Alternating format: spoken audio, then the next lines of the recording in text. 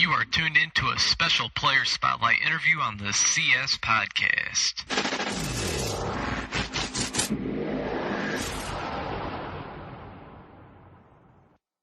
Welcome to another episode of the CS Podcast presented by the NUC NFL Draft Bible, bringing you the names that you need to know first.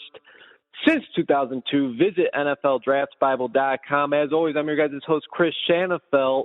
And joining the show now for a special player spotlight interview is 2016 NFL Draft prospect, safety out of Southern Illinois University. He's DJ Cameron. And DJ, I appreciate you taking some time today. And with your collegiate career officially over, I mean, are you going to miss the collegiate game at all, or even the collegiate experience as a whole? Or are you going to miss any of that at all at Southern Illinois? Of course I am, man. I've been there for 4.5 years. You know, I spent a lot of time, hard work, and dedication into that program, and, you know, I'm going to miss the camaraderie.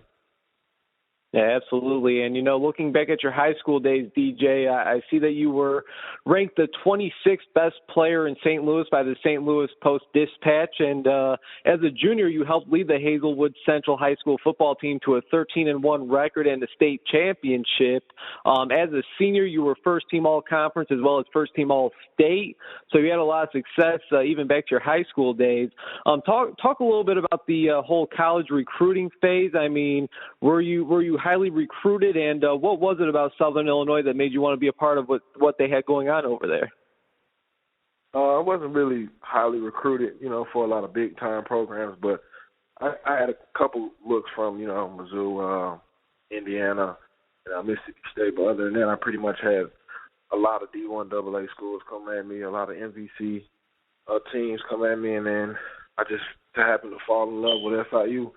When I came down here, they had built a new stadium, a lot of new facilities, and everything was just nice, and they just treated me like it was home. And you did go on to, of course, obviously, go to Southern Illinois, play for the Salukis, and you went on to redshirt your freshman year there. And as a redshirt freshman, you went on to start the final 10 games of the season, and really ever since, you haven't looked back. I mean, did you have any idea that you would have the impact that you had so early on in your collegiate career? No, at the time I didn't, man. We were kind of short in the secondary that year. When I was a redshirt freshman, I actually played, and I just know I had to step up and play at the level of the other guys that they expected me to play at. And again, ever since that redshirt freshman season, DJ, you've been a staple on that Salukis defense. I mean, your first 2 years, you racked up 116 tackles, 4 interceptions, and 10 pass deflections. In 2014, your junior year, you recorded a career-high 75 tackles, along with 7 pass deflections and an interception. I mean, certainly an impact player. What were your expectations heading into this past season, your senior season? I mean, I got to think you held yourself and the team, for the most part, to some pretty high expectations. Yeah, man, going into my senior season, you know, I expected big things for us and Salukis.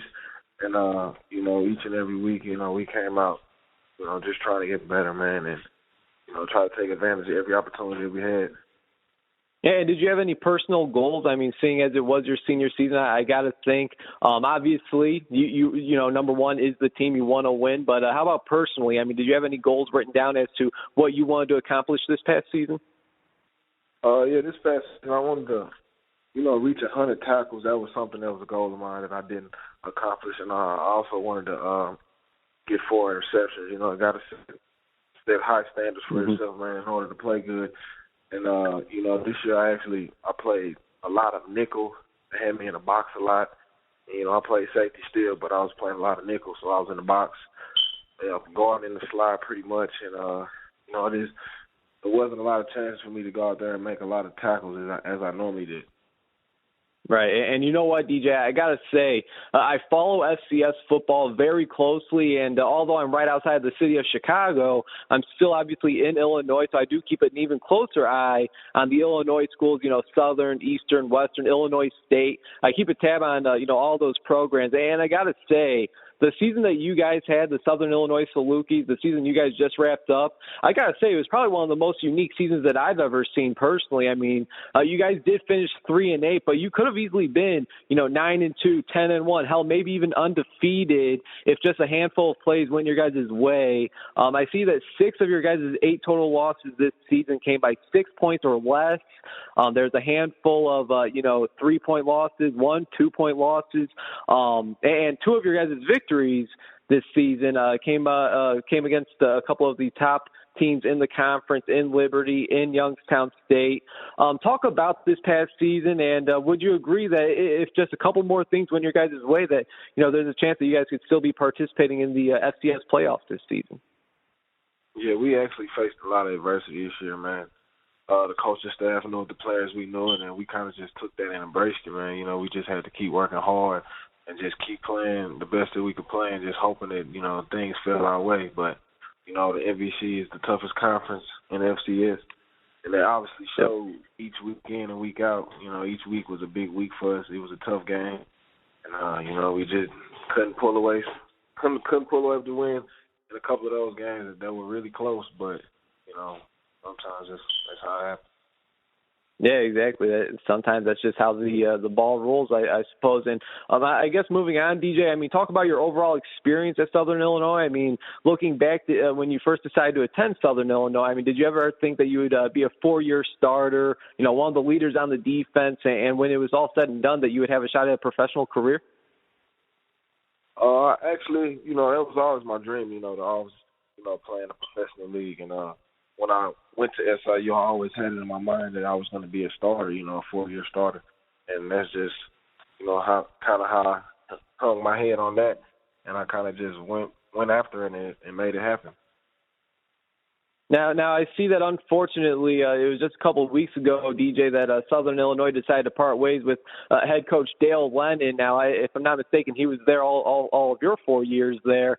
Now it kind of came as a surprise to me. I thought that he was doing a pretty nice job with the Salukis program. You guys certainly look like you're going to be heading into the right direction. Obviously, a pretty tough season this past season, finishing 3-8, where you guys could have piled up a couple more wins, to say the least. What was your reaction to when you first found out about that news? And I got to ask, do you think that Nick Hill, the offensive coordinator and former Southern Illinois quarterback, who is currently the interim head coach, do you think that Nick Hill should have the interim tag removed and be the permanent head coach? Yeah, it was actually a surprise, to see Coach Lennon get fired. It kind of came out of the blue. We didn't expect it. And, it's tough, man. He was there for all of my years, and, I appreciate everything he's done for me. But Coach Hill, I think he would be a good guy for the candidate. A lot of guys on the team like him. He comes in and he brings a good relationship, and he builds relationships with his players, and he just makes you feel comfortable. It's not hard to talk to or have a conversation with outside of football, and he cares about academics and stuff like that. I think he'll be a good guy for the position. Again, he's DJ Cameron, the defensive back out of Southern Illinois, joining the CS podcast presented by the NUC NFL Draft Bible, bringing you the names that you need to know first since 2002. Visit NFLDraftBible.com. And DJ, take us through, what you've been doing over these last few weeks and what you plan on doing over the next few months leading up to the 2016 NFL Draft. Do you have any idea where you may be training at as you get ready for your pro day? I'm going to be training. I actually just signed with Dave Schumann this past week as my agent, and I'm going to be training down in Florida, a 6-speed, actually. So right now I'm just, trying to stay in shape, just working out every day, finishing up school. I'm about to graduate next weekend, so, nice. Handling up on the academic side of things, but, still practicing football, man, getting out on the field, running everything, whatever. Right, and you know what? Congratulations on, like you said, graduation coming up in the next few weeks, and congratulations on signing with Dave Schumann of iAthletes. I see that he's certainly done his homework on the Southern Illinois guys, as he also signed quarterback Mark Iannotti and tight end Adam Flaney. What was it about Dave and iAthletes that kind of piqued your interest and thought that, I think Dave Schumann and iAthletes, they'll do the best to represent me as I look to pursue a professional football career? Well, he made me feel comfortable. We built a quick bond over the quick, past couple of weeks in this month that we've been talking to each other. And, he constantly hit me up every single day and, was wondering what I was doing. It was constantly, showing me steps in a plan that he had for me in this process of going to the NFL. And I just he was willing to invest in me. A lot of agents, a lot of guys didn't want to take that chance because I'm coming from a smaller school. But he was willing to do that, and I trust him, and I'm ready to work with him.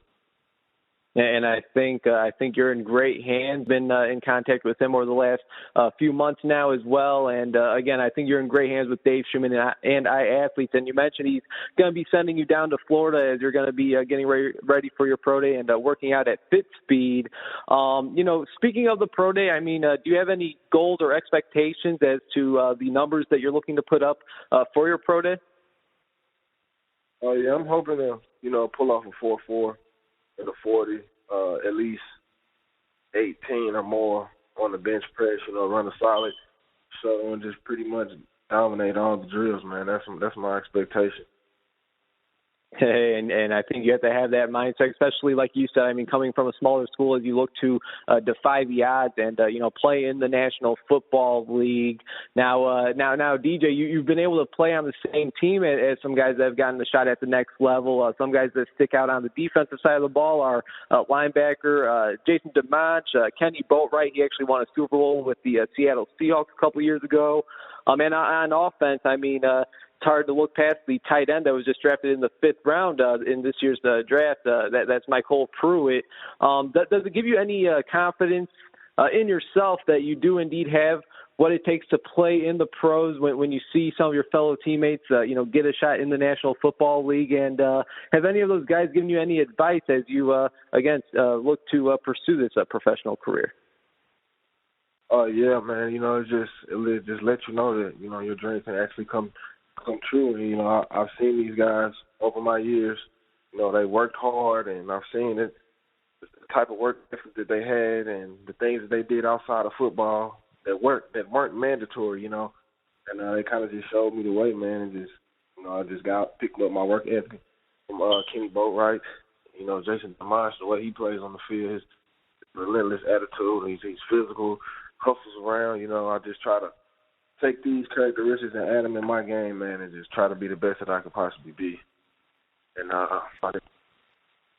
All right, and again, we are talking with DJ Cameron, the Southern Illinois Salukis defensive back, who is getting set for the 2016 NFL Draft here on the CS podcast presented by the NUC NFL Draft Bible. And DJ, like I mentioned, I love FCS football. I love small school football. And as you mentioned, there's a ton of talent that is in the Missouri Valley Football Conference. It's I would agree with you. It is the toughest conference in all the FCS. You have teams such as the defending champs, NDSU, Illinois State, Northern Iowa, South Dakota State. That's just to name a handful of teams. Again, it's a stacked conference. Can you just talk about the competition in the Missouri Valley and what it's like to go up against some of the best each and every week?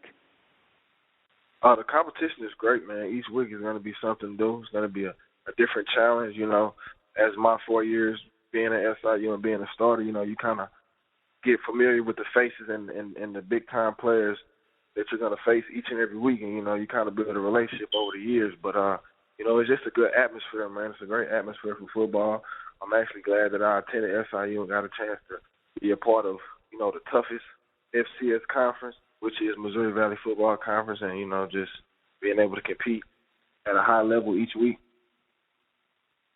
And you mentioned that you kind of grow some relationships with some of your opponents, being a four-year starter. If I were to ask you who was the toughest or best player that you've gone up against over these last 4 years playing in the Missouri Valley Conference, does any one person specifically stand out? Well, I haven't played against him for 4 years, but for the past 2 years, Illinois State quarterback Tre Roberson, he's pretty good, man, and he's a tough guy to defend on coming from a defense, coming from a secondary standpoint. He's just a good athlete all around. And it's funny that you mentioned Tre Roberson, the Indiana transfer now at Illinois State. Obviously, they look to not only make it back to the FCS National Championship, but win it this year. And if I'm not mistaken, I believe you actually picked off Tre Roberson earlier this season. Is that right? Yeah, I did. All right, there you go. So, as you said, I mean, Tre Roberson is probably the best player that you've gone up against, and you get to say that by intercepting him as well. And final question for you, DJ. I really do appreciate your time. It's been a pleasure chatting with you. If an NFL general manager was listening to this very interview, why should they want safety, defensive back out of Southern Illinois, DJ Cameron, a part of their squad? Man, I'm going to bring a respectful leader, hard worker, determined, honest, trustworthy, just a dependable guy. Someone you can count on, someone you can put in a big time situation to guard a big time player.